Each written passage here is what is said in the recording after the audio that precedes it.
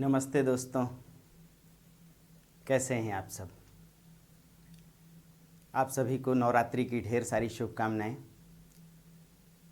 और उन हमारे दोस्तों को भी ढेर सारी बधाइयाँ जिन्होंने आईएएस-पीटी परीक्षा में सफलता अर्जित की है, और साथ ही उन्हें अपार शुभकामनाएं कि अगली परीक्षा के लिए, मुख्य परीक्षा के लिए अपनी अच्छी रणनीति बनाएं और उसमें भी सफलता अर्जित करके आएँ। दोस्तों, हिंदी साहित्य से मुख्य परीक्षा को पास करना कोई बहुत टेढ़ी खीर नहीं है। याद रखिए, बार बार कहता हूँ कि हिंदी साहित्य के 4 पार्ट हैं।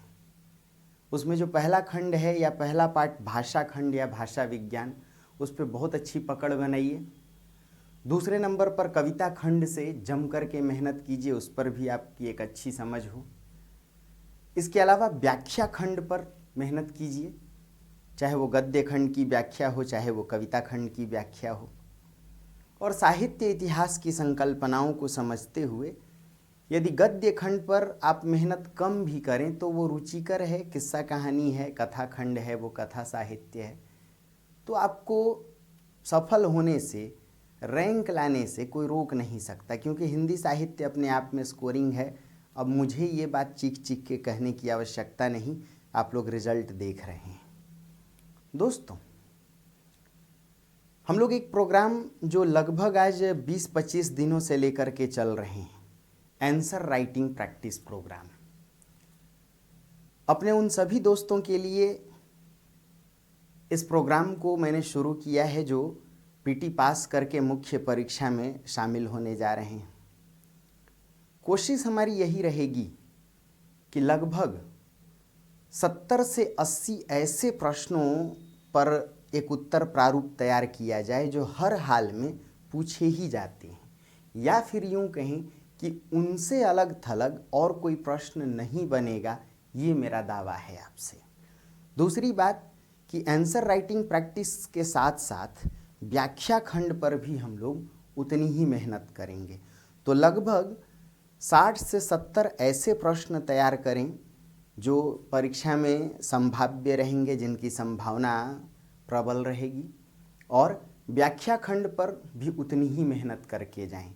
इसलिए इस प्रोग्राम को मैं मोबीसाला ऐप पर डाउनलोड करता जा रहा हूं।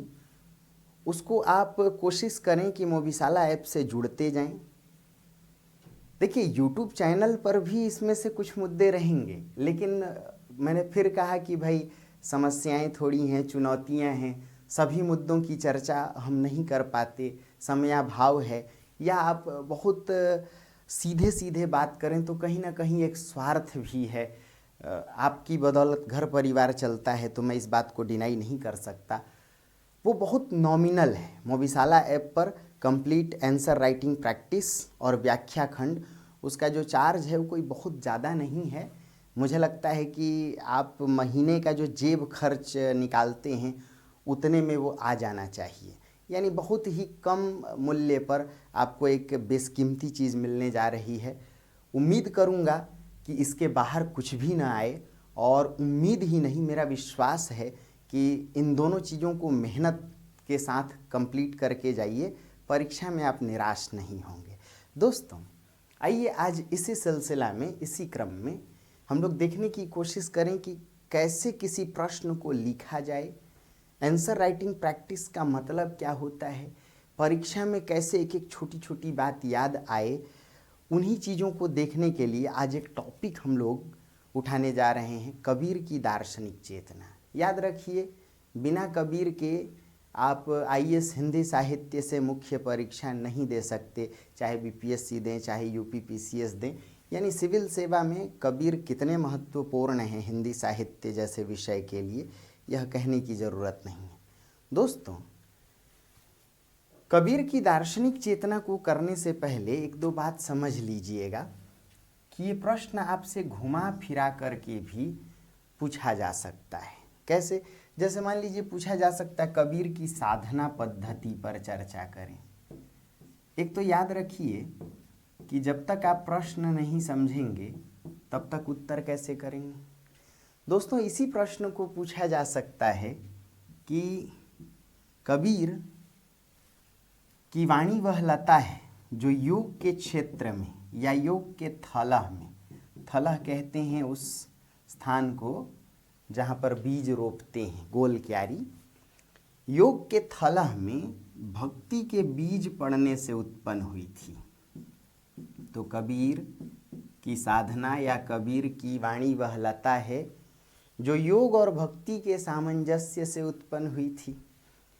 इसी प्रश्न को थोड़ा और घुमा फिरा के पूछा जा सकता है, कबीर बहुत कुछ को स्वीकार करने और बहुत कुछ को अस्वीकार करने की अदम्य क्षमता लेकर के उत्पन्न हुए थे। इस कथन के आधार पर कबीर की साधना पद्धति या कबीर की दार्शनिक चेतना की चर्चा करें। दोस्तों, इसी प्रश्न को हो सकता है थोड़ा और घुमा दिया जाए, कबीर की भक्ति पद्धति या भक्ति भावना का उल्लेख करें। ये भी प्रश्न हो सकता है, या सीधे सीधे एक और प्रश्न हो सकता है, कबीर मूलतः भक्त थे, आचार्य द्विवेदी का स्टेटमेंट। तो प्रश्न कई प्रकार से हो सकते हैं। पहले तो प्रश्न को समझना जरूरी है और फिर उसको लिखने के लिए, उसका उत्तर देने के लिए आपको आपकी बुद्धिमत्ता या यूं कहें आपकी भी साधना पद्धति की परीक्षा होगी, आप कैसे लिखते हैं। लेकिन मेरा ये मानना है कि जिन विद्यार्थियों ने थोड़ी बहुत भी मेहनत की है, ढंग से पढ़ाई की है, उनके लिए कोई भी मुद्दा बहुत कठिन नहीं होता है। परीक्षा भवन में आप तो सहजता के साथ जाएं, बस मेहनत करके जाइए, देखिए परीक्षा कितनी सहज होती है। तो दोस्तों, ये मुद्दा है कबीर की साधना पद्धति, कबीर की दार्शनिक चेतना या कबीर की साधना में योग और भक्ति का सामंजस्य। दोस्तों, इसी प्रश्न को थोड़ा और घुमाया जा सकता है, कबीर की साधना एक तरफ स्वदेशी रही है और दूसरी तरफ उस पर बाह्य प्रभाव भी पड़ा। इसी प्रश्न को थोड़ा और घुमाया जा सकता है कि कबीर की भाषा जिस प्रकार पंचमेल खिचड़ी रही है, उनकी साधना भी सहज साधना रही है, जिस पर अलग अलग साधना पद्धतियों का प्रभाव पड़ा। या इसी प्रश्न को थोड़ा और घुमाया जा सकता है कि कबीर की साधना प्रभावोत्पन्न साधना रही है, अलग अलग प्रभावों से उत्पन्न साधना रही है। अब इतने प्रश्नों का उत्तर एक ही होगा, लेकिन अगर आप प्रश्न समझ पाएं तो लिखना आसान होगा। दोस्तों, क्या लिखें इस प्रश्न के उत्तर में? देखिए, इतने प्रश्न बन गए, कुल मिला के एक प्रश्न, इनके रूप अलग अलग हैं। जैसा कि हम लोग जानते हैं कि संत कबीर निरक्षर थे। संत कबीर कैसे थे दोस्तों? निरक्षर थे। फिर भी संत कबीर ज्ञानी कहलाए।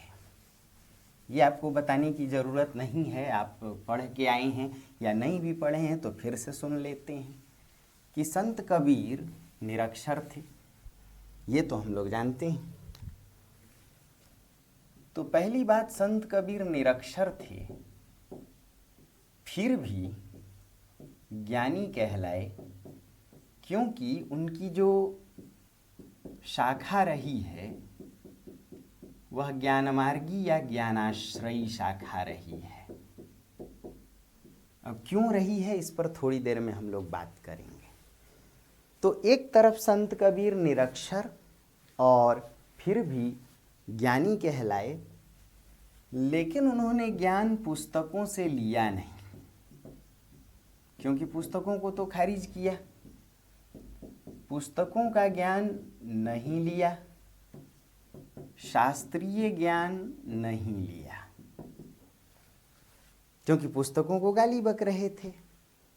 तू कहता कागद लेखी, मैं कहता आँखिन देखी, पोथी पढ़ी पढ़ी जग मुआ, पंडित भया न कोई। या फिर कहते हैं पंडित मुल्ला जो कह दिया, छाड़ी चले हम कछु नहीं लिया। या फिर कहते हैं पंडित और मसालची दो सूझत नहीं। यानी उन्होंने पांडित्य को स्वीकार नहीं किया, शास्त्रीयता को स्वीकार नहीं किया, शास्त्रीय ज्ञान या पुस्तकीय ज्ञान को स्वीकार नहीं किया, फिर भी ज्ञानी थे, निरक्षर थे। अगर पुस्तकीय ज्ञान लेते भी तो कैसे, निरक्षर आदमी पुस्तक पढ़ भी नहीं सकता है। तो जाहिर सी बात है कि संत कबीर का ज्ञान सत्संगों से अर्जित है। अलग अलग संतों को सुनने के कारण, अलग अलग संतों को सुनने के कारण या सुनकर उन्होंने जो कुछ अर्जित किया, इसीलिए जो उनका ज्ञान है या जो उनका दर्शन है वो बहुश्रुत, बहुतों को सुनने के पश्चात, तो कबीर की दार्शनिक चेतना या कबीर का ज्ञान या कबीर का दर्शन बहुश्रुत दर्शन कहलाया। दोस्तों, बहुतों को सुना, कई संतों को सुना, उन संतों को सुनने के पश्चात, सत्संगों में जाने के पश्चात जो विचार उन्हें अच्छे लगे, जो तत्व उन्हें सहज लगे, इसीलिए अलग अलग संतों की बातों को जो जीवन के लिए, समाज के लिए उपयोगी हों, उन बातों को सहजता के साथ अपनाया। इसीलिए कबीर का ज्ञान भी सहज ज्ञान है, कबीर की साधना भी सहज साधना है। बहुतों को सुना, इसीलिए बहुश्रुत दर्शन है। कबीर की साधना पर, कबीर के दर्शन पर कई लोगों का, कई संतों का, कई विचारधाराओं का प्रभाव पड़ा। इसीलिए कबीर की जो साधना है या कबीर का जो दर्शन है वो प्रभावोत्पन्न है, अलग अलग प्रभाव से उत्पन्न साधना है। इसीलिए द्विवेदी जी कहते हैं कि कबीर पर एक तरफ योग का भी प्रभाव था, दूसरी तरफ भक्ति का भी प्रभाव था। इसीलिए शुक्ल जी ने भी मान लिया, द्विवेदी जी ने भी मान लिया कि इनकी साधना पर कहीं न कहीं देसी तत्वों का प्रभाव था और कहीं न कहीं बाह्य तत्वों का प्रभाव था। कई लोगों को सुनकर, किसी एक को नहीं, जो आदमी सबको प्यार करे, सबकी सुने, ऐसे आदमी को सहज कहते हैं। इसीलिए कबीर का दर्शन सहज है, प्रभावोत्पन्न है, बहुश्रुत है। और कई तत्वों को सुनने समझने के पश्चात उन्होंने एक ऐसी दार्शनिक चेतना, एक ऐसी भक्ति चेतना, एक ऐसी साधना विकसित की जो समाज के लिए उपयोगी हो, जीवन के लिए उपयोगी हो, उस समय के कर्मकांडों का विरोधी हो, सामंती शोषण का विरोधी हो, सामंती जड़ताओं का विरोध कर सके। तो पहली बात। दूसरी बात कि भाई कई प्रकार के संतों को सुना, कई विचारधाराओं को इन्होंने सुना। तो जब कई प्रकार के संतों को या सत्संगों में जाकर उन्हें सुना, समझा, तो इसका मतलब है कि इनकी साधना भी कई साधना पद्धतियों का भी समावेश होगी। इसलिए यह माना गया कि कबीर की साधना पर एक तरफ शंकराचार्य के अद्वैतवाद का प्रभाव पड़ा, क्योंकि शंकराचार्य के अद्वैतवादी सिद्धांत का प्रचार कई संत कर रहे थे, तो उन संतों को भी कबीर ने सुना। तो कबीर पर एक तरफ शंकराचार्य के अद्वैतवादी विचारधारा का प्रभाव पड़ा,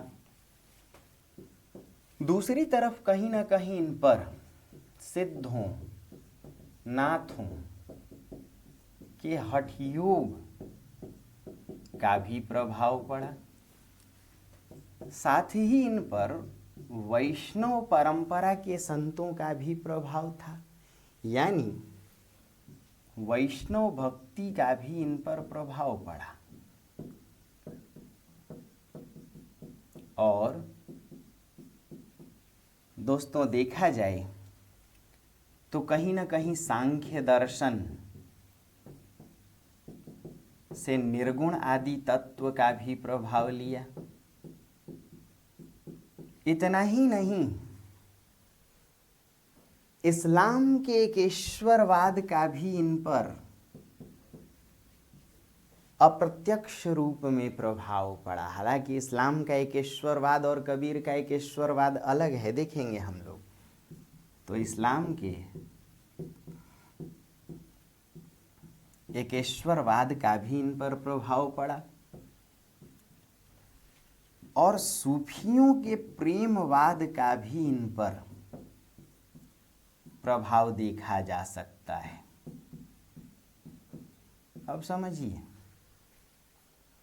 यदि आलोचकों ने कहा कि कबीर की साधना या कबीर की दार्शनिक चेतना एक तरफ देसी रही है या स्वदेशी और दूसरी तरफ बाह्य रही है, तो जरा समझिए। भाई शंकराचार्य भारत से ही, सिद्धनाथ आप समझ सकते हैं कि बौद्ध धर्म की महायान शाखा से ही सिद्ध और नाथ संत उत्पन्न हुए। आगे चलकर गोरखनाथ जी ने ही रहस्यात्मक साधना या हठयोग साधना को महत्व दिया या उसकी नींव रखी। पतंजलि ने, महर्षि पतंजलि ने षड दर्शन में योग दर्शन की नींव रखी थी। उसी योग दर्शन को थोड़ा और निखार कर उसे थोड़ा और सूक्ष्म और प्रगाढ़ बनाते हुए सिद्धोनाथों ने हठ योग की नींव रखी। योग दर्शन के पश्चात हठ योग। इसीलिए यह कहा गया कि कबीर पर एक तरफ भारतीय साधना पद्धतियों का भी प्रभाव है, षड दर्शनों का भी प्रभाव है। देखिए, ये वैष्णव भक्ति भारत की ही भक्ति रही है, तो रामानंद जैसे वैष्णव संतों का भी प्रभाव पड़ा। वैष्णव भक्ति के तत्व अहिंसा, प्रपत्ति, समर्पण, नाम जप आदि का भी प्रभाव पड़ा। सांख्य दर्शन षड दर्शन में ही एक है, जिसमें निर्गुण की बहुत अच्छी व्याख्या की गई है। जाहिर सी बात है कि इस्लाम भारत के बाहर से आया और 12वीं शताब्दी में भारत में सूफियों का प्रादुर्भाव हुआ, यानी ये दोनों तत्व भारत के बाहर से आए। इसीलिए यह प्रश्न उत्पन्न हुआ या यह कहा गया कि कबीर की साधना पर एक तरफ देसी तत्वों का प्रभाव है तो दूसरी तरफ बाह्य तत्व का, और इन दोनों के बीच यानी देसी और बाह्य दोनों तत्वों के बीच या दोनों के सामंजस्य से कबीर ने जिस साधना की नींव रखी वह है निर्गुण साधना, ये कहा गया।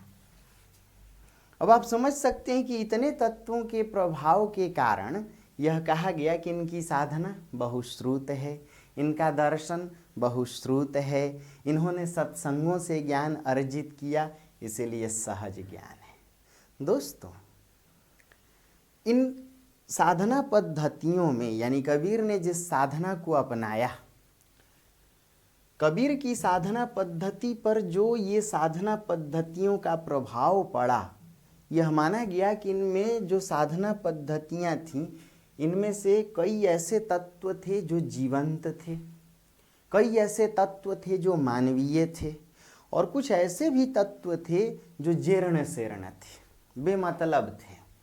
तो संत कबीर ने नीर क्षीर विवेक का परिचय देते हुए इन साधना के जीवंत तत्वों को तो स्वीकार कर लिया और अनाप शनाप जीर्ण शीर्ण जड़ तत्वों को रहने दिया। इसीलिए यह कहा गया कि संत कबीर ने बहुत कुछ को स्वीकार किया, बहुत कुछ को अस्वीकार किया, और यह एक अदम्य क्षमता लेकर युगावतार के रूप में कबीर जन्मे थे।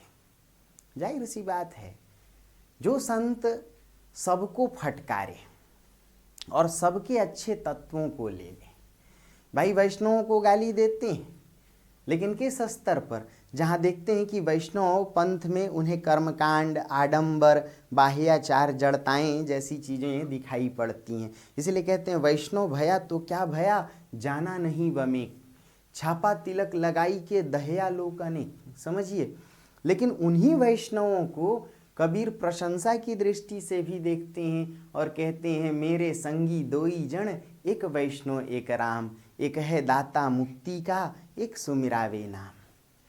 वैष्णव पंथ से संत कबीर ने सबसे जो बड़ी चीज़ ली थी अहिंसा। आज भी आप देखते होंगे कि वैष्णव भोजनालय, जहाँ पूरी तरह से शाकाहारी व्यंजन परोसा जाता है, यानी जो हिंसा को बल न दे। तो संत कबीर जानते थे कि उस समय के मार काट से भरे समाज में जहाँ मनुष्य हिंस्र पशुओं की तरह था, हिंसा, घृणा, व्यभिचार जैसे तत्व चारों तरफ फैले हुए थे, ऐसे समाज में, बर्बर समाज में, जड़ता से भरे सामंती समाज में कबीर को लगा कि सबसे पहले हिंसा का विरोध किया जाए। इसीलिए जैसे गांधी अहिंसा को अपना रहे थे आधुनिक भारत में, संत कबीर मध्यकालीन भारत में अहिंसा के प्रबल समर्थक थे। और तब कहते हैं बकरी पाती खात है ताकि काढ़ी खाल। फिर लिखते हैं दिन भर रोजा रखत है रात हनत है गाय। किसी को नहीं छोड़ते कबीर, लेकिन किसी भी साधना में यदि जीवंत तत्व नजर आ जाएं तो वैष्णव साधना से अहिंसा को स्वीकार करते हैं। इसी वैष्णव साधना में प्रपत्ति है, प्रपद्य, सब कुछ सौंप देना। कृष्ण कहते हैं अपना सब कुछ सौंप कर सिर्फ मेरी शरण में आ जाओ, सर्वधर्मान परित्यज्य मामेकम शरणम व्रज। तो कबीर पर इसी वैष्णव साधना का यह प्रभाव है, प्रपत्ति, समर्पण। इसीलिए कबीर इस समर्पण को स्वीकार करते हैं वैष्णव पंथ से और कहते हैं मेरा मुझ में कुछ नहीं, जो कुछ है सो तोर, तेरा तुझको सौंपते क्या लागत है मोर। जाहिर सी बात है कि उस समय के समाज में अहिंसा की आवश्यकता थी, समर्पण की भी आवश्यकता थी। इस समर्पण से ही लोग अहंकार से मुक्ति पा सकते थे। समाज में जब भी हिंसा और घृणा जैसे तत्व फैलते हैं तो इसका एकमात्र कारण होता है अहम, अहंकार। इस अहंकार को कुछ खत्म कर सकता था तो वो है समर्पण, अपने को सौंप देना। इसीलिए कबीर अपने को निरीह मानते हैं, सब कुछ सौंप देते हैं। कहते हैं कबीर कुत्ता राम का मुतिया मेरा नाव, गले राम की जेवड़ी जित खींचे उत जाऊं। अपने को कुत्ता मान लेना, इससे बड़ी विनयशीलता कुछ हो नहीं सकती। निरीहता की यह पराकाष्ठा है। अपने को अकिंचन, सबसे छोटा जो मान ले उसका बैर किसी से हो ही नहीं सकता। इसीलिए कबीर वैष्णव के प्रभाव से ही कहते हैं ना काहू से दोस्ती ना काहू से बैर। बात को समझने लायक है दोस्तों। और तीसरी बात है वैष्णव भक्ति से नाम जप, सुमिरन। इसीलिए कबीर सुमिरन को महत्व देते हैं, क्योंकि नाम जप किसी को याद करने से आप उसके हो जाते हैं। व्यक्ति जब किसी को बार बार याद करे, रट लगाए, सुमिरन करे तो समझिए अपना सब कुछ सौंप कर उसका सिर्फ हो जाना चाहता है। सुमिरन आत्मविलय की पराकाष्ठा है। इसलिए कबीर ईश्वर के आगे, संतों के आगे, सभ्य समाज के आगे नतमस्तक हैं, विनयशील हैं, स्वयं को निरीह मानते हैं। कहते हैं सुखिया सब संसार है खाए अरु सोए, दुखिया दास कबीर है जागे अरु सोए। तो ये वैष्णव भक्ति का प्रभाव कबीर को एक विनयशील संत बनाता है, समर्पण मूलक संत बनाता है, अहिंसा से जुड़ने वाला उदार संत बनाता है। यानी कबीर की साधना में उदारता, विनयशीलता, अहिंसा, समर्पण, नाम जप के तत्व कहीं से आए तो वैष्णव भक्ति से। उस काल के जड़ समाज में वैष्णव भक्ति के इन तत्वों की बेहद आवश्यकता थी। लेकिन संत कबीर इसी वैष्णव साधना के कर्मकांडों को स्वीकार नहीं करते, इसलिए चीखते भी हैं। कहते हैं कि ये मूर्ति पूजा से क्या होगा, पाहन पूजे हरि मिले तो मैं पूजूं पहाड़, ताते तो चक्की भली जो पीस खाए संसार। वैष्णव साधना की मूर्ति पूजा को कबीर नहीं अपनाते, वैष्णव साधना के तीर्थाटन को भी कबीर नहीं अपनाते। कहते हैं कि मैं तो तेरे पास में, मोको कहाँ ढूंढे रे बंदे, ना मुझे ढूंढने के लिए काबा जाने की ज़रूरत, ना कैलाश जाने की ज़रूरत, मैं तो तुम्हारे भीतर हूँ। कहते हैं तीर्थ में तो सब पानी है, कहाँ तीर्थाटन करने चले। होवे नहीं कछु अनहाय देखा, मूरत तो सकल जड़ हैं भाई, बोले नहीं बुलाए देखा। किन मूर्तियों के पीछे पड़े हो। इंसान भी पत्थर की मूर्ति बन बैठा है और ईश्वर को पत्थर की मूर्ति में पूजने वाले तुम यह समझ लो कि भाई हाड़ मांस की देह छोड़कर, मानवता छोड़कर, संवेदना छोड़कर कहाँ तीर्थों के चक्कर में पड़े हो। तीर्थ में तो सब पानी है, गई भैंस पानी में। पानी यानी माया, पानी यानी हानि, पानी यानी घाटा, है या ना दोस्तों। सिद्धोनाथों के योग का भी प्रभाव लेते हैं कबीर। और ये जो योग है, आप ऐसे समझिए कि योग के विषय में कहा गया कि शरीर के भीतर ही ब्रह्म है महाकुंडलिनी के रूप में, और शरीर के भीतर ही जीव है कुंडलिनी के रूप में। कुंडलिनी और महाकुंडलिनी, कुंडलिनी यानी जीव, महाकुंडलिनी यानी ब्रह्म, दोनों को मिला देना ही योग है। क्यों इसकी आवश्यकता पड़ी होगी? सिद्धोनाथों ने योग की प्रक्रिया को क्यों अपनाया होगा? आप समझ सकते हैं कि उस काल के शास्त्रीय समाज में या जड़ताओं से ग्रसित समाज में, कर्मकांडों और बाह्याडंबरों से युक्त समाज में यह योग व्यक्ति को निर्गुण साधना से जोड़ता है। मंदिर मस्जिद की चार दीवारी से ईश्वर को बाहर निकालकर अपने भीतर देखने की परंपरा ही योग है। जाहिर सी बात है कि सिद्धोनाथों ने या गोरखनाथ जी ने इस योग परंपरा या हठयोग साधना की नींव कहीं न कहीं भटक रहे समाज को अपने भीतर ही ईश्वर तलाशने की प्रेरणा के रूप में देखा हो। और तब कबीर भी कहते हैं कि यदि भीतर ही ईश्वर है, भीतर ही जीव है, तो क्यों न भीतर ही भीतर उसे तलाश लिया जाए, भीतर ही भीतर उसे खोज लिया जाए। वो बाहर भीतर अगर सभी क्षेत्र में बरकरार है तो भला कहीं बाहर तीर्थों में जाने की क्या आवश्यकता।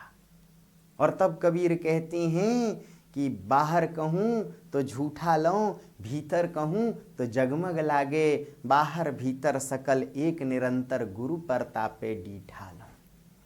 जाहिर सी बात है कि सिद्धोनाथों की इसी हठयोग साधना से कबीर पर रहस्यात्मक साधना का प्रभाव देखा गया। रहस्यात्मक साधना कुछ और नहीं जो खुली आंखों से न दिखाई पड़े। जहाँ भी ब्रह्म निर्गुण होगा वहाँ साधना रहस्यात्मक होगी, इसीलिए वहाँ गुरु की आवश्यकता पड़ेगी। तो निर्गुण साधना को महत्व देने वाली यह हठयोग साधना मंदिर मस्जिद की चार दीवारी से निकालकर ईश्वर को अपने भीतर तलाशने वाली साधना हठयोग साधना है। इसलिए कबीर मंदिरों को भी गाली दे रहे थे, मस्जिदों को भी। कहते हैं काकर पाथर जोर के मस्जिद लिया चिनाए, ता ऊपर मुल्ला चढ़ी बांग दे, क्या बहरा हुआ खुदाए। अरे चींटी के पग नेवर बाजे, सो भी साहब सुनता है, क्या तेरा साहब बहरा है। क्या ईश्वर को बांग मारने की आवश्यकता है? क्या अल्लाह है तो उसे पुकारने के लिए चीखने की आवश्यकता है? यदि वह सबके भीतर व्याप्त है, मनुष्य यह मान ले कि सभी जीवों के भीतर ब्रह्म तत्व है, तो भला जीव जीव का भेद तो ऐसे ही खत्म हो जाएगा। सब में राम देखने की कोशिश। इसलिए कबीर कहते हैं कि मेरा राम कोई अवतारी नहीं है। कहते हैं दशरथ सुत तिहूँ लोक बखाना, राम नाम का मरम है आना। अरे वह तो सबके भीतर है। पार ब्रह्म को तेज का कैसा है उन्मान, कहिबे को शोभा नहीं देखा ही परमान। उसे तो भीतर भीतर साधना के द्वारा पाया जा सकता है, भला उसकी बाह्य अभिव्यक्ति क्यों? वह हर जगह, वह घट घट व्यापी है। तो जब घट घट व्यापी है तो शरीर में भी व्याप्त है, तो मूर्ति पूजा और तीर्थाटन की आवश्यकता ही क्यों? इस शास्त्रवाद और आडंबर की आवश्यकता ही क्यों? इसीलिए कबीर की साधना सहज है, भीतर ही भीतर उसे तलाशने की कोशिश। जोई जोई पिंडे सोई सोई ब्रह्मांडे। कबीर ने हठयोग की परंपरा ली। जाहिर सी बात है योग साधना में शरीर की पवित्रता और मन की एकाग्रता जरूरी है। यानी कबीर ने योगियों से, सिद्धोनाथों के हठयोग से इंद्रियों के निग्रह यानी इंद्रियों को वश में करने की प्रेरणा ली, विषय वासनाओं से मुक्ति की प्रेरणा ली, प्रपंचों से मुक्ति की प्रेरणा ली, शरीर में ही उसे तलाशने के लिए मन की एकाग्रता की प्रेरणा ली। तो योग से शरीर की शुद्धि, मानसिक एकाग्रता जैसे तत्व लेते हैं। लेकिन फिर कबीर देखते हैं कि भाई योग एक ऐसी परंपरा है जहाँ योगी समाज से कट जाता है। वह भीतर भीतर ब्रह्म से जुड़ने की तो कोशिश करता है, किंतु वह समाज सापेक्ष नहीं रह जाता, सामाजिक संवेदनाओं से जुड़ा नहीं रह जाता। किंतु कबीर की साधना समाज से कटी नहीं है, कबीर समाज के प्रति संवेदनशील थे। इसीलिए कबीर रुदनशील हैं समाज की समस्याओं को लेकर, और कहीं ना कहीं समाज की कमियों पर कबीर हंसते भी हैं। इसलिए कबीर में मनोविनोद भी है, हास्य भी है, जड़ताओं को लेकर रुदन भी है। कहते हैं पानी बीच मीन पियासी मोहे सुन सुन आवत हासी। जब ब्रह्म चारों ओर है तो मनुष्य उसको खोजने के लिए कहाँ भटक रहा है। कस्तूरी कुंडल बसे, अरे ये कुंडलिनी तो शरीर के भीतर ही है और महाकुंडलिनी ब्रह्म भी भीतर है। फिर उसे ढूंढने के लिए कहाँ भटक रहे हो, मोको कहाँ ढूंढे रे बंदे। तो जब भीतर है तो उसे भीतर ही तलाशो। यानी सिद्धोनाथों के हठ योग से कबीर रहस्यात्मक साधना का प्रभाव लेते हैं, आडंबरों का विरोध का प्रभाव लेते हैं, कर्मकांडों के विरोध का प्रभाव लेते हैं, शास्त्रीयता के विरोध का प्रभाव लेते हैं। लेकिन देखते हैं यह भी कि यह जो हठ योग साधना है या जो योग साधना है उसकी अपनी सीमा है, क्योंकि योगी समाज से कट जाता है, परंतु कबीर समाज से कट के जीना नहीं चाहते थे। कबीर एक ऐसे भक्त थे जिनकी भक्ति समाज निरपेक्ष नहीं है। कबीर की भक्ति का उद्देश्य ही सामाजिक चेतना है। इसीलिए आलोचकों ने कह दिया, द्विवेदी जी कहते हैं कबीर मूलतः भक्त थे और भक्ति प्रसार के क्रम में ही सामाजिक रूढ़ियों के जंगल झाड़ को साफ करते जाते हैं। तो कह सकते हैं कि कबीर की भक्ति समाज की जड़ताओं को खत्म करने के लिए, इसीलिए सिद्धोनाथों से योग अपनाते हैं। तो वैष्णवों से भक्ति समाज से कटी नहीं होती, समाज में रहकर ही, गृहस्थ जीवन में जीकर ही ब्रह्म को साधने की साधना है वैष्णव भक्ति। इसलिए कबीर गृहस्थ होकर, जुलाहा होकर, कर्मवादी होकर घर परिवार संभालते हुए ब्रह्म तत्व की उपेक्षा नहीं करते। और तब एक प्रश्न और बनता है कि उस मध्यकालीन सामंती समाज को जो अनिश्वरवादी होता जा रहा था, उस अनिश्वरवादी समाज को कबीर कहीं न कहीं आस्था और ईश्वर से जोड़ने की कोशिश कर रहे थे, किंतु कर्मवाद के साथ, उदारता के साथ, कर्मकांड रहित एक साधना विकसित कर रहे थे। इसीलिए कबीर की वाणी वह लता है, ध्यान से सुनिए, जो योग और भक्ति दोनों के सामंजस्य से बनी है।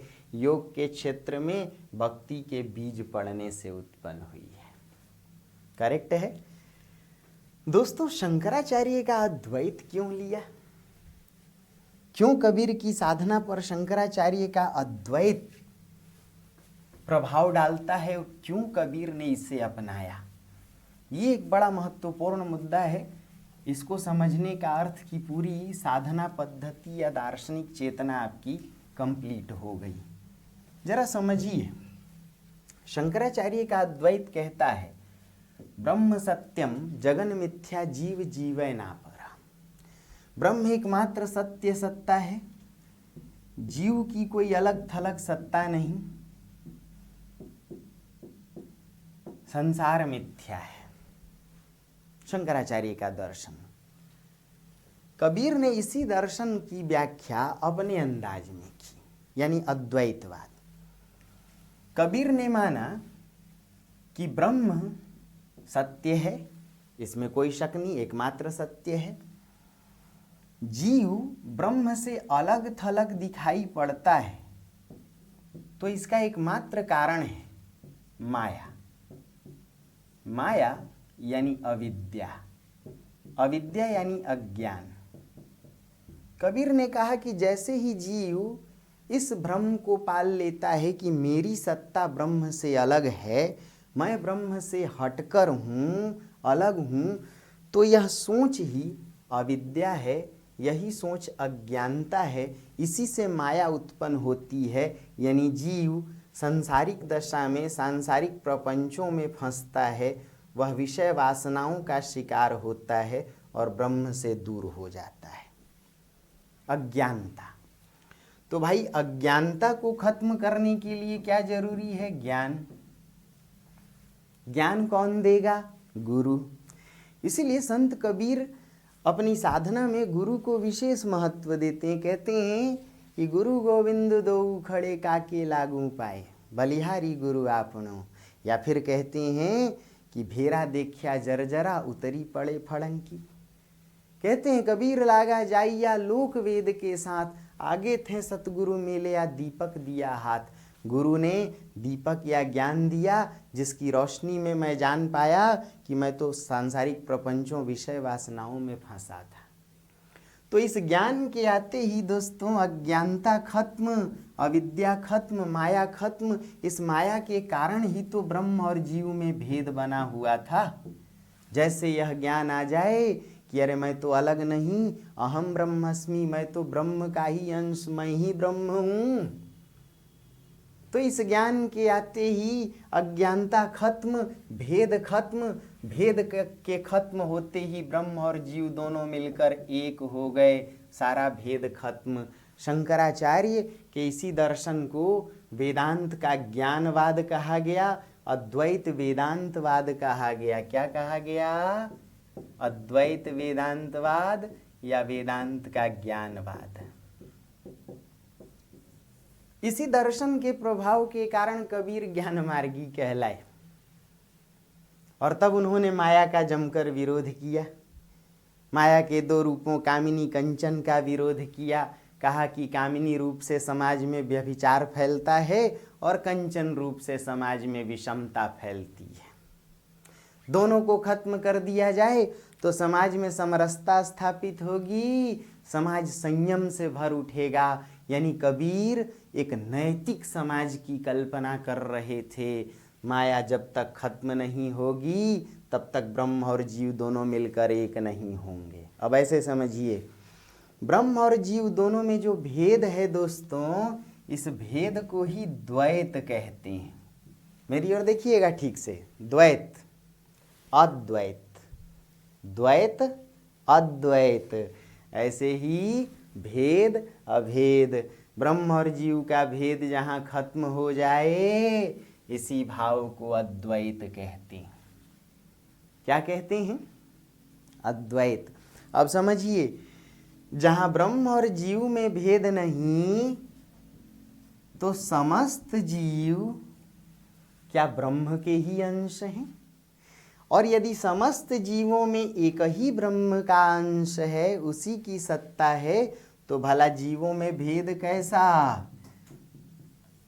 ब्राह्मण कौन, शूद्र कौन, हिंदू कौन, मुसलमान कौन?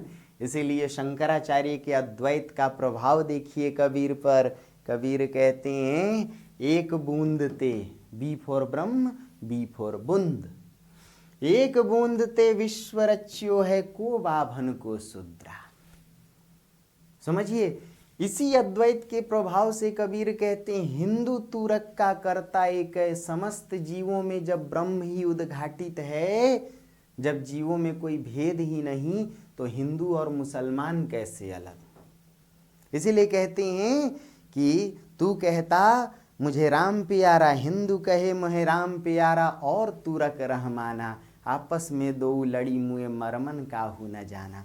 शंकराचार्य के अद्वैत के प्रभाव से कबीर ने विश्व मानवतावाद को अपनाया। किसे अपनाया? बंधुत्ववाद को अपनाया। क्यों कबीर आज भी प्रासंगिक है? आज भारतीय संविधान में समता का सिद्धांत अपनाया गया, स्वतंत्रता का सिद्धांत, कोई भेद नहीं है, अस्पृश्यता को खत्म करने की बात है।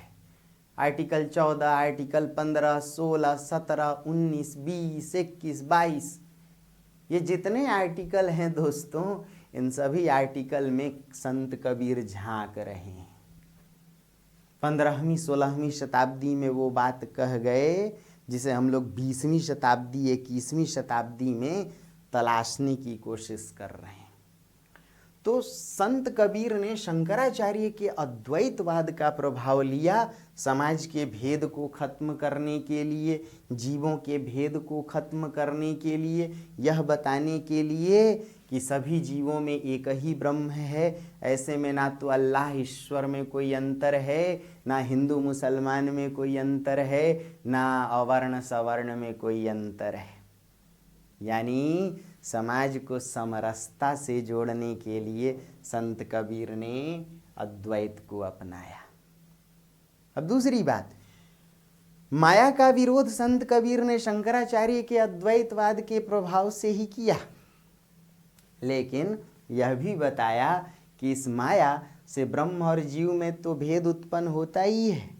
यह माया समाज के लिए भी घातक है, इसलिए माया का एक सामाजिक प्रयोजन भी लिया और कहा कि देखो, एक तरफ यह माया व्यभिचारिणी स्त्री के रूप में, कामिनी स्त्री के रूप में उद्घाटित है, जिससे व्यभिचार फैलता है, जिससे समाज में अनैतिकता फैलती है, समाज का संयम खतरे में पड़ता है।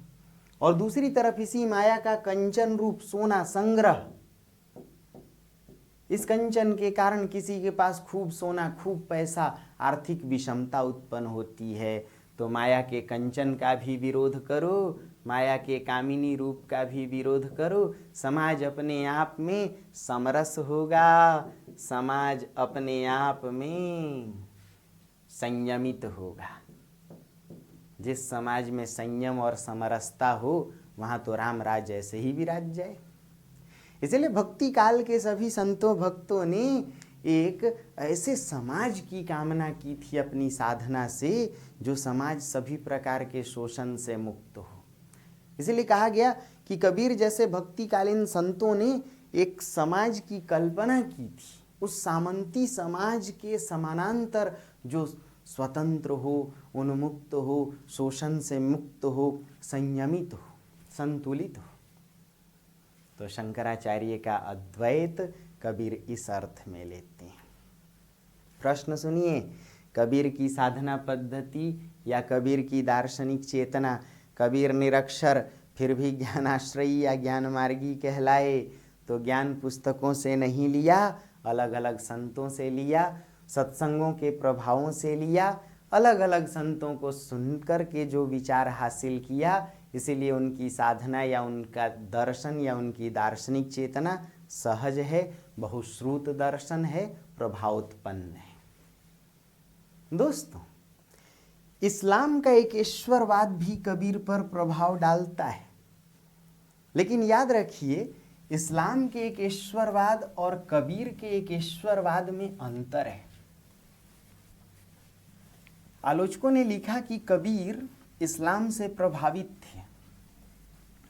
भाई, अभी हम लोग नवरात्रि मना रहे हैं, बहुत जल्दी ईद भी मनाएंगे। तो अभी ईद में देखेंगे अफ्तारी।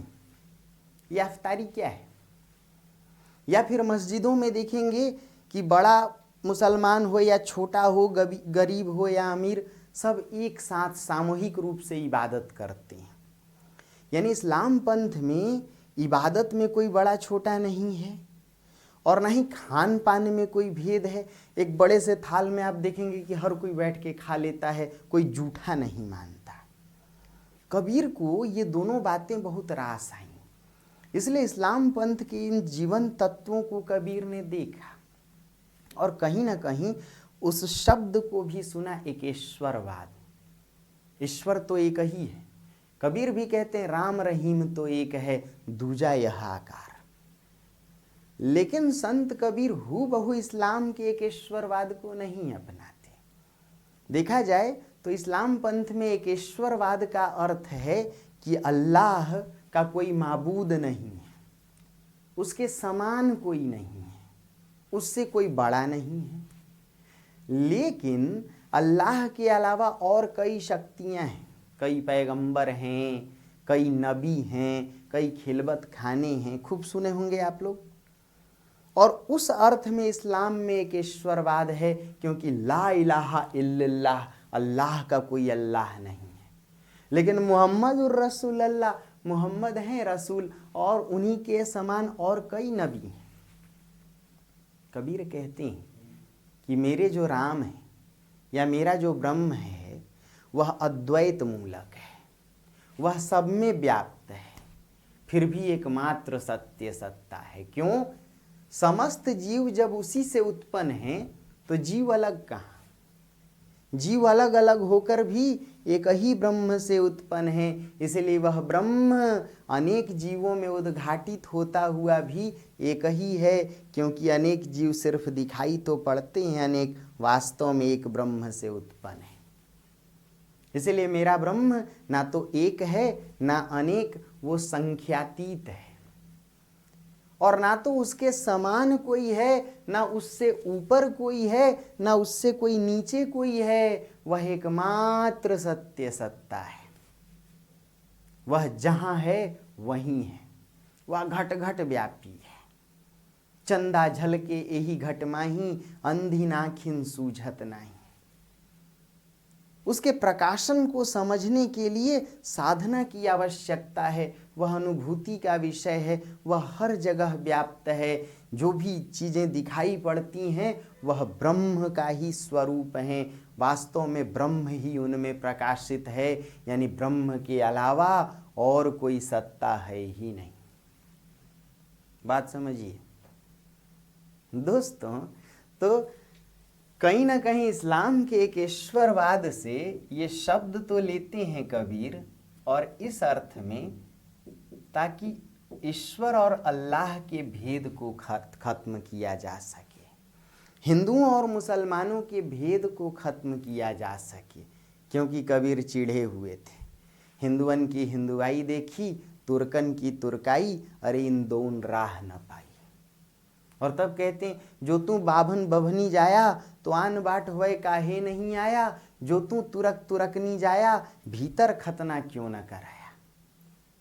चिढ़े हुए थे समाज से। कबीर ने देखा था कि ईश्वर के नाम पे समाज बटा हुआ है, इसीलिए पहले ईश्वर को एक करते हैं। यानी उनका ब्रह्म अलग अलग सत्ता नहीं है, वह अद्वैत सत्ता है, एकमात्र सत्य है। ना उससे कोई ऊपर है, ना उससे कोई नीचे, ना उसके कोई समान। वह सर्वव्यापी है, घट घट व्यापी है, चर अचर जड़ चेतन सब में व्याप्त। और इस भाव को कबीर इस अर्थ में उद्घाटित करते हैं कि जिसे तुम राम कहते हो, जिसे तुम अल्लाह कहते हो, ये सभी सत्ताएं उसी एक ब्रह्म से प्रकाशित हैं। वास्तव में राम रहीम में भेद नहीं, राम रहीम तो एक है। इसलिए कबीर का एक ईश्वरवाद एकमात्र ब्रह्म को स्वीकार करता है और कहता है कि पूरा जो संसार है वह उसी ब्रह्म से उत्पन्न है। समस्त जीव वास्तव में ब्रह्म के ही प्रकाशन है। ना तो जाति भेद है समाज में, ना वर्ण भेद है, ना जीव भेद है। कबीर ने सारे भेद खत्म कर दिए। इसलिए कबीर का एक ईश्वरवाद वास्तव में अद्वैतवाद है। दोस्तों, कबीर ने सूफियों से भी लिया प्रेमवाद। सूफियों का जो प्रेमवाद है वो कहीं ना कहीं निर्गुण से जुड़ा हुआ है। इश्क हबीबी से इश्क हकीकी। सूफियों ने यह माना कि भाई अल्लाह सर्वशक्तिमान है, संसार उसी का समपरिणाम है, पूरी सृष्टि पूरी कायनात अल्लाह के ही नूर का प्रकाशन है। यानी सृष्टि में अल्लाह ही विराजमान है, और उस सृष्टि की अल्लाह के सौंदर्य की प्रतिमूर्ति सुंदर स्त्री है। सुंदर स्त्री से कोई प्रेम कर ले तो समझिए कि अल्लाह ही संसार में उद्घाटित है, संसार ही कायनात है, कायनात का सौंदर्य ही सुंदर स्त्री में उद्घाटित है। यानी कोई सुंदर स्त्री से प्रेम कर ले तो समझिए यह प्रेम यदि वियोग से जुड़ जाए, परिपक्व हो जाए, वियोग मूलक प्रेम को इश्क कहते हैं। इसलिए सूफी जितने गीत सुने हैं सब इश्क है। मैं इश्कन इश्कन हो गई, यह इश्क नहीं आसान, तो इश्क तो आसान नहीं है। सुंदर स्त्री से प्रेम, अरब की सभ्यता ऐसे भी देखिए वियोग मूलक संस्कृतियाँ, वहाँ की कबीलाई संस्कृति, इसलिए उसमें विरह है। दो संस्कृति या दो कबीले के लोग, युवक युवती आपस में प्रेम करें और पानी जहाँ खत्म हुआ तो फिर भटकने वाली घुमंतु संस्कृति, नोमैडिक। तो वियोग तो वहाँ की भौगोलिक दशा में। कबीर ने सूफियों का प्रेमवाद लिया, यह माना इश्के हबीबी, सुंदर स्त्री से प्रेम हो जाए। हबीब कहते हैं प्रेमी को या प्रेमिका को, तो इश्के हबीबी से इश्के हकीकी, हक कहते हैं अल्लाह को, और उस प्रेम में वियोग उत्पन्न हो जाए तो यह इश्क ही अल्लाह के प्रेम से जोड़ देता है। इसलिए सूफियों की जो साधना है वह प्रेम पंथ है, एक सफर है, एक यात्रा है, लेकिन उसमें जरूरी है वियोग। कबीर की कविता में भी, कबीर के पदों में भी आप वियोग के तत्व देखे होंगे। लिखते हैं कबीर कि जी भड़ियाँ छाला पड़े या नाम पुकारी पुकारी, अंखड़ियाँ झाई पड़े या पंथ निहारी निहारी। लिखते हैं विरह कमंडलू कर लिए, वैरागी दो नैन, मांगे दरस मधु करी, छके रहे दिन रैन। लिखते हैं कबीर कि विरह भुअंगम बैठ करी, कियो करे जो घाव, बिरही अंग न मोड़ही, जित भावे उत खाओ। लिखते हैं कबीर नैना निर्झर लाइया, रहट बहे निसदाम, पपिहा ज्यों पियू पियू करे, कबरे मिलहूंगे राम।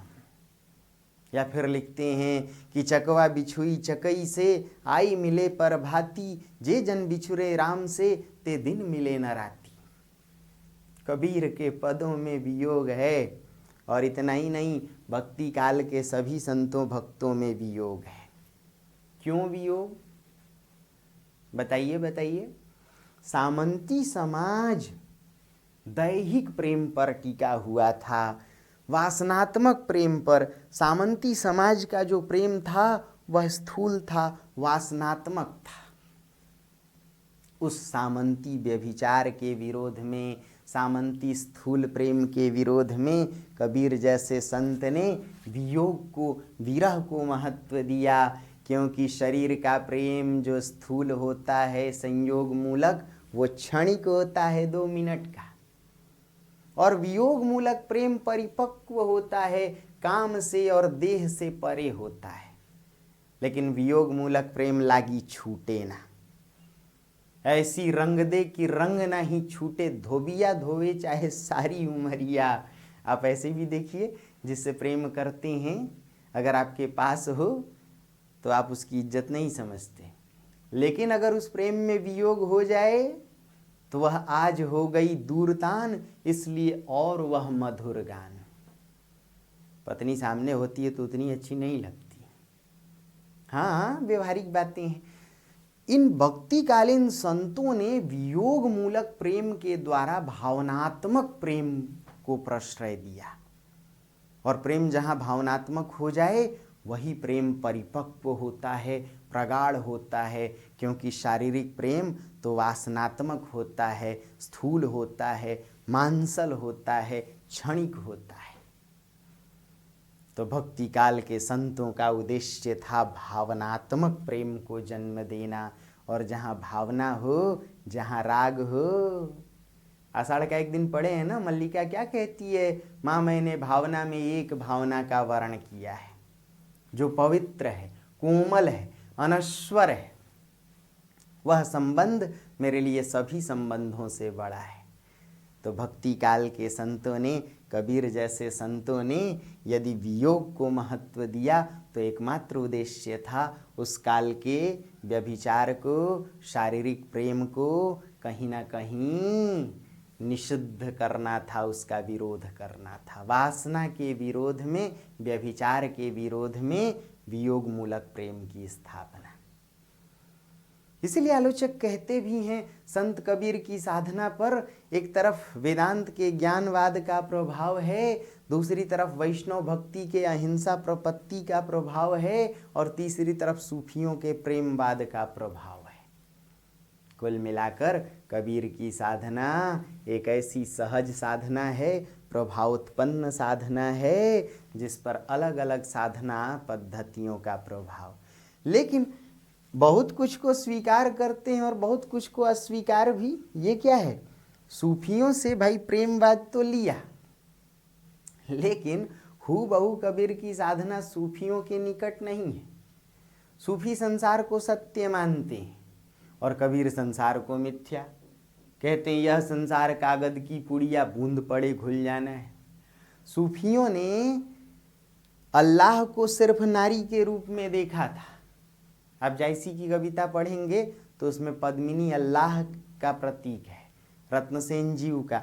यानी सूफियों ने अल्लाह को नारी के रूप में देखा था, जबकि कबीर की साधना में ब्रह्म को सभी संबंधों में देखा गया, क्योंकि यह सब जगह व्यापी है। इसलिए कभी पिया कहते हैं उसे, कभी माता कहते हैं, कभी बालक कहते हैं, कभी भरतार कहते हैं। हरि मोर प्यू मैं हरि की बहुरिया, या कहते हैं दुल्हिन गावहूँ मंगलाचार, हम घरी आए राजा राम भरतार, या कहते हैं हरि जननी मैं बालक तोरा। समझिए, यानी कबीर सभी साधना पद्धतियों के जीवंत उदार तत्वों को तो अपनाते हैं, किंतु अनुदार तत्वों को नहीं अपनाते। इसीलिए उनकी साधना जीवन के लिए उपयोगी है। उनका दर्शन एक ऐसा दर्शन है जिसमें उस काल के समाज की जड़ताओं का विरोध है और मानवता की स्थापना है। यानी कबीर की दार्शनिक चेतना, कबीर की भक्ति चेतना, कबीर की साधना पद्धति एक ऐसे स्वस्थ समाज की कामना करती है जो जीवन के लिए उपयोगी हो, जो नैतिकता का पक्षधर हो, जो समरसता का पक्षधर हो। इसीलिए कबीर आज भी प्रासंगिक है। तो ये कौन सा मुद्दा था? क्यों निर्गुण अपनाया समझ सकते हैं। रहस्यात्मक साधना के लिए सांख्य दर्शन से ही निर्गुण का प्रभाव लेते हैं, लेकिन निर्गुण ले तो लेते हैं, सांख्य का भी विरोध कर देते हैं। कहते हैं कि मेरा ब्रह्म निर्गुण होकर भी सगुण है, और कहते हैं संतों धोखा कासू कहिए, गुण में निर्गुण, निर्गुण में गुण है, आन बाट क्यों बहिए। ये तो धोखा की बात है। ब्रह्म वास्तव में निर्गुण होकर भी साकार रूपों में दिखाई देता है, तो निर्गुण कैसे? और यदि वह घट घट व्यापी है, वह निर्वात में भी है, वह अदृश्य चीजों में भी है, तो फिर सगुण कैसे?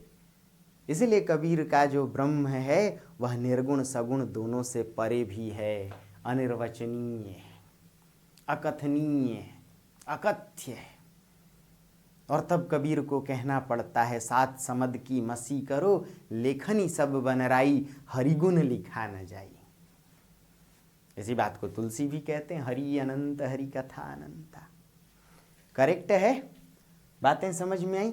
तो दोस्तों, इसी प्रकार जो आंसर राइटिंग प्रैक्टिस है उसमें एक एक चीज को तोड़कर आप देखेंगे तो लिख पाएंगे।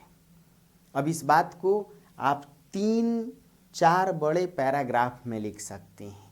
भाग 1 में लिखिए कि कबीर की साधना किस प्रकार प्रभावोत्पन्न साधना है, कैसे कबीर निरक्षर होकर भी ज्ञानी। भाग 2 में लिखिए किन किन विचारकों का या किन किन संतों का प्रभाव, और भाग 3 में इन प्रभावों की थोड़ी थोड़ी चर्चा कर लें। भाग 4 में दिखाएं कि कबीर की साधना आज भी प्रासंगिक है। लिख पाएंगे? तो ढेर सारी शुभकामनाएं, मेहनत करते रहिए। कलेक्टर बनना बहुत आसान है। अब लगता है, अब इसलिए लगता है कि आपकी उम्र पे सही सही मेहनत नहीं कर पाए, लेकिन भाई हार करके ही तो बाजीगर बनते हैं लोग। God bless you.